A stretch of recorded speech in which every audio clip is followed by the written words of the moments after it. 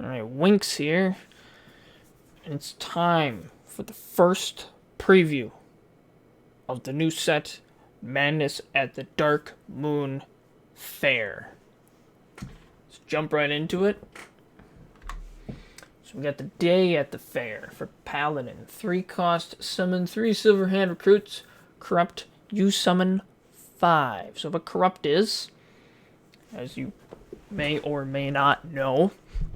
So Corrupt is when you play a card that is more expensive than the card with Corrupt on it. You get that Corrupt, it becomes corrupted, and then you do that corrupted effect. So instead of summoning 3, you would summon 5 if you played a card that costs 3 before you played the day at the fair. So, going back to it then, you summon 3 Silverhand recruits, or you could summon 5. I think it's relatively fine. I don't see too many problems with it. Corrupt is a very interesting mechanic, and I kind of like it. It's a lot more difficult to do probably like a corrupted effect on a more expensive card, so I'm gonna guess we're gonna see it more on for sure like stuff below like 6 or lower would be my guess. Maybe you'll see a 7, but probably nothing much higher than that. I'm just trying to think. For standard, I don't know what kind of decks you would maybe even see this in. But wild, you could probably have some fun with it. With like a Silverhand recruit type deck where you play this, and then you play your Quartermaster. My goodness, that big board swing. And that only costs 8. You just have to corrupt it the turn before, so you get 5 of them. And then for 8, you can get a lot of value out there. The Dunk Tank for Shaman. 4 cost. You deal 4 damage. If you corrupt it, then you deal 2 damage to all enemy minions. Plus the dealing 4. I kind of like this.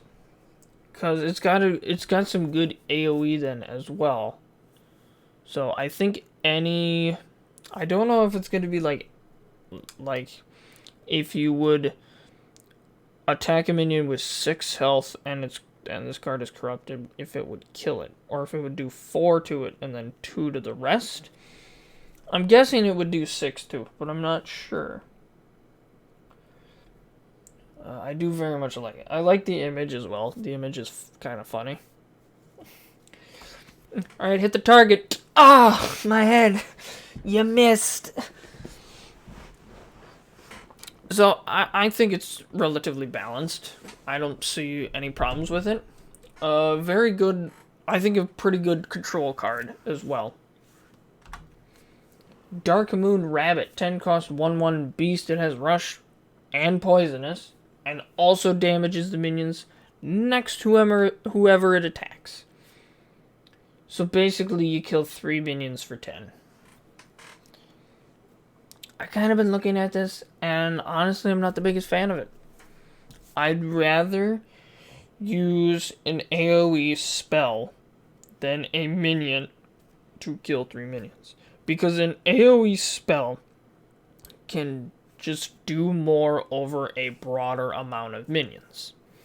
Like, yes, if it's 3 big minions out there, like an 8/8, a 9/9, and another 8/8, for example, you can attack and kill all 3 of those, which is really strong. But it's also, this card is then very situational as well, because some decks don't run that many big minions, which makes this kind of just a dead draw then when you play those type of decks, which is probably a majority of them. So I just don't see this much. I just don't. Fleet Hoof Pearl Tusk. Pearl. The pearls are in peril. No, the Pearl Tusk. 5 cost, 4/4 beast with rush. If you corrupt it, it is then an 8/8. 5 cost, 8/8 with Rush sounds amazing and really not too difficult to pull off. So I do think this is a very good card. The Corrupt is maybe a little strong in this instance, but I don't know. I might be wrong. We don't exactly know how good Corrupt is going to be yet, because obviously this hasn't released. But it looks good. It looks very strong. You really just gotta play any card that costs more than 5, and now you have a 5 cost 8/8 with Rush, which is very strong. So I think a very good beast card. Probably could see some play, I'm guessing, in Hunter. Fortune Teller. 5 cost 3/3 mech for Priest. It has Taunt, and Battlecry, it gains +1/1 for each spell in your hand. I don't know if this necessarily will be super good for Priest, because mechs generally aren't a run-in priests. This card is only good unless you have 2 or more spells in your hand, which, I mean, Priest can do that, but mech just isn't a thing really for Priest. I just don't see that much. I'm just trying to think of where it would maybe fit, but like for Priest, we generally have, right now, I think it's combo, like with the Stone Tusk Boar, where it gets a bunch of health, double its health, give it attack, and you basically win. So like a combo quest wall. This is too small for a quest wall, plus you don't get the battle cry when you resurrect it. So I don't think this really fits anywhere, sadly. It's okay. I wouldn't even say it's a great card. I'd say it's just okay, to be honest. Let's guess the weight with the Druid. 2 cost spell, you draw a card, you guess if your next card costs more or less, and if you get it right, you get to draw another card. So let's say you draw a 4 cost card. Will your next card that you draw cost more than 4 or less than 4? If you get it right, you draw it. Which, if you know your deck well enough, you will most likely be able to guess the odds of if it's going to be more or less. So, I think it could be pretty useful. And it could be a good amount of card draw as well. 2 cost to draw 2, I think that could be pretty good. Lunar Eclipse. 2 cost Druid card. You deal 3 damage to a minion. And your next spell this turn costs 2 less. You have to play it this turn, though. That's what makes it a little weird, because it's like, okay, I want to kill that minion, and now there's nothing else really on the board, so maybe you got a summoning spell that helps. So, I mean, it's useful. I just don't know what kind of deck it would probably go into yet. Maybe a gap will be filled somewhere when we see more cards, but I mean, it's decent. I just don't see how where it would maybe fit. Solar Eclipse.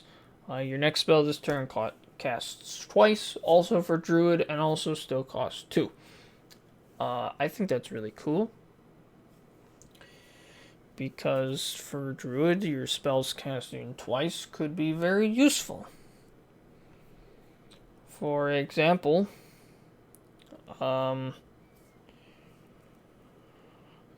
card that summons 3/3/2/2 treants. 3/2/2 treants. You can cast 2 of them. And then you get 6/2/2 treants. Token Druid stuff. Boom.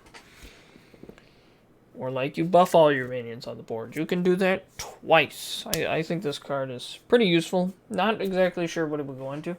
Maybe a Token Druid could be coming back with some of the cards that released this expansion. I don't know. But it seems pretty good. Alright, now we got Cthulhu the Shattered. A 10 cost 6/6. At the start of the game, you break into On the side you see 4 pieces, and it has Battlecry deal 30 damage, randomly split among all enemies. I'm not even excited for this card to be released, because the Cthulhu card before was basically a free win if you draw it. This is exactly the same thing, again. Basically, if you get it and you play it, you win. Because it can almost instantly kill your opponent. Also, Mech-Cthulhu is like the same way. So you have the Eye of Cthulhu, so a piece of Cthulhu. For 5, you deal 7 damage, randomly split among all enemies. I don't think these are cast when drawn, so they cost 5 to play. We have the Heart of Cthulhu. So 5 cost, you deal 3 damage to all minions. You have the Body of Cthulhu. 5 cost, you summon a 6/6 Cthulhu's body with Taunt. And the Maw of Cthulhu. For 5, you destroy a minion. So basically assassinate. I'm not a big fan of this card just because of... It's like, oh yeah, let's do more Cthulhu stuff because that wasn't broken. Oh wait, let's make it more broken. So yes, it's very difficult to draw him and get all this stuff. But it's still easy at the same time. So, not excited for this one. Kiri, Chosen of Alun. 4 cost to 2, you add a Solar Eclipse and a Lunar Eclipse to your hand, and it's a legendary for Druid. I like this one. Getting a Solar Eclipse and a Lunar Eclipse, that could be pretty good. Maybe you play the Solar Eclipse first to get a little damage off. Play the Lunar Eclipse for free then, and then do some double spell thing. Double spell thingy thing. I don't know. I like it. It gives a lot of value, so I think it's pretty fair. N'Zoth, God of the Deep. 10 cost for legendary. 5/7. You battlecry. You resurrect a friendly minion of each minion type. Oddly specific, because before in Old Gods, he resurrected all the Death Rattle minions that died, which most likely you had more than 6 Death Rattle minions that died. So this one's doing each minion type. So it's doing like, you're going to want to play some weird decks to play with this one. Which I do like. I actually like that a lot, because it's got a bit of variety that can go into it then. Like, maybe you're going to play a DBM Hunter or a DBM Paladin, which, if you don't know what DBM is, or at least I call it that, it's Demon Beast Murloc. Is it DBM? No, it's Dragon. Dragon, not Demon. Dragon Beast Murloc deck. Which was always with like the Zubat, the Curator, the Menagerie Magician. So you're doing some kind of weird combination of different minion types. Maybe you're doing a Murloc and Dragon deck because you're playing Paladin, and you have the Dragon that has Battlecry of give your Murlocs Divine Shield or something like that. I don't know. It's not as much value as the original one had, but it's still good, I think. The Cthulhu one is much stronger than the old one, which is freaking woohoo, so much fun. I love having friggin' instant win cards in my deck. All you gotta do is eventually get it. Ridiculous. Xilnas Darkmoon. 7 cost, 4/4 legendary. You battlecry. You choose a direction to rotate all your minions. I've played the solo adventures. I've played all of them. And I remember playing the carousel, where it just rotated your minions. And it is not fun. I do not like to rotate my minions. It just adds such a level of just like a nuisance or randomness, because it's like, okay, let's say I don't have anything on my board. It's rotating, and my opponent has 3 minions on my board. Do I not play anything, or do I play something small, give them something small, and I get whatever they had in the rotation? Like, it's weird. Do I just not play anything? Because, hey, I'm getting his minion, so why should I play something? Then he doesn't get anything. It's just weird. I don't like the whole rotation mechanic at all. Alright, here we got Yogg-Saron, the king of randomness. Oh wait, my bad. Master of Fate. 10 cost 7/5, Battlecry. If you've cast 10 spells this game, you spin the wheel of Yogg-Saron. Now, so it is a little wheel that spins around. All the percentages are a 19% chance, except for one, which is the Rod of Roasting, which is only a 5% chance. So let's go over each one. So we got the Curse of Flesh, which is you fill your board with random minions, and then you give them Rush. Alright? You got the Devouring Hunger. You destroy all the other minions on the board, and you gain their attack and health, which is really good. The first one, Curse of Flesh, isn't as good because your opponent gets random minions. Only yours get rushed, so maybe you can deal with their stuff on the board. Maybe you can't. Maybe you get super unlucky and they can't do jack. You got the Mystery Box, which is cast a random spell for each spell you've cast this game. Targets are chosen randomly. So basically, the Mystery Box is the old thing that Yogg always did. You got the Hand of Fate, which is you fill your hand with random spells and they cost 0 this turn. That could be really freaking good. Mind Flayer Goggles. You take control of 3 random enemy minions, which can also be very good. And then the Rod of Roasting, which is the only 5% chance one, which is you cast Pyroblast randomly until someone dies. So basically, you play Yogg, and you get Rod of Roasting, and I was like, well, hope you win. Oh my goodness. Like, it's got such good options, but then the Rod of Roasting is an option that you just honestly do not want. The only options I really wouldn't want are the Curse of Flesh and the Rod of Roasting, and maybe Mystery Box. The other ones I'm fine with. Hand of Fate is very good. Devouring Hunger is very good, and Mind Flayer Goggles is very good, where nothing bad can happen with any of those 3. Mystery Box, bad stuff can happen. Curse of Flesh, bad stuff can happen, where you just get a bunch of crappy stuff and your opponent gets good stuff. And Rod of Roasting, you could just lose. Because that's fun. Jeez. Honestly, I'm just trying to think. Like, Yogg has always been fun. I always love to play Yogg. But, like, thinking of meta, who would run this? Nobody would. Nobody would freaking run this because it's too RNG based. I freaking love it. I love Yogg. But no one's running this in meta. But it's so much fun still. Oh. Let's just move on to the next one.